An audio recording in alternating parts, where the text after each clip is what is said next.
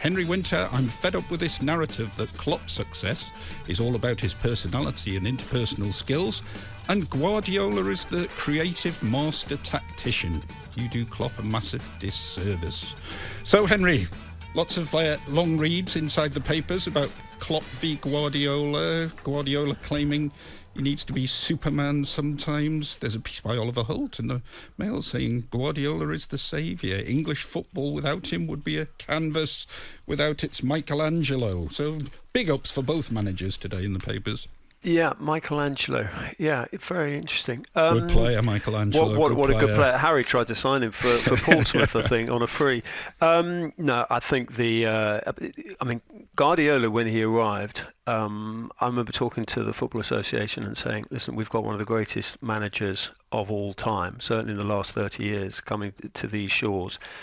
Get him into St George's Park, get him to talking to some of the coaches who are doing their pro license, anyone who wants to sort of come in and just listen to this visionary. And with Guardiola, it's not simply about the thoughts, it's about the energy. You see him, the intensity with which he is on match day. And John Stones was talking about this last week. He was just saying, I asked him, when does this intensity come from Guardiola? And he said, well, it's always there, but the match starts 48 hours in advance in terms of that energy, in terms of that sort of making sure the players feed off this sort of adrenaline intensity that Pep has. So you can't pigeonhole these individuals. Coming back to what your texter was saying, Klopp obviously is emotional, that charisma, personality, but that's huge at a club like Liverpool. But I completely agree, there is a scientific side to Klopp. You look at his appointments, the sort of the dietitians, nutritionists, all these,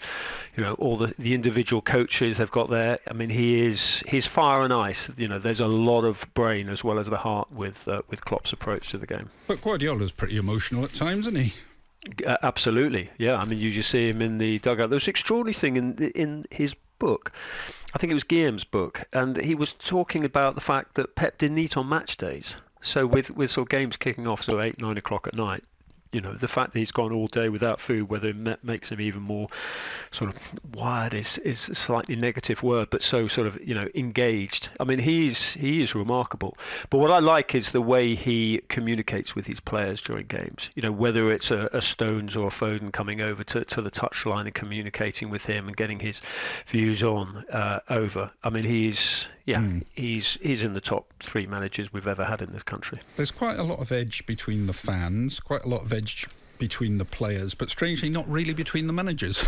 But why strangely? I think that's nice. I think that's quite civilised. Nice? Do you want nice? Don't you want Fergie v Wenger sort of Well, that's because levels? You've got an adversarial side to your character, and you just sort of, immediately assume that you can't have a dialogue without throwing things.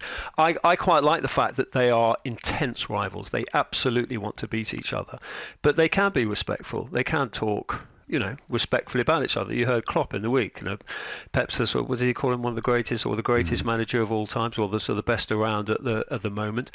And Guardiola, we don't always have to have, Wenger and Ferguson. I think ultimately there was the respect there, but it was a little bit childish at the times, throwing toys at each other. It was great fun. It was great fun and the headlines and whatever, but I don't think it necessarily did either club a service.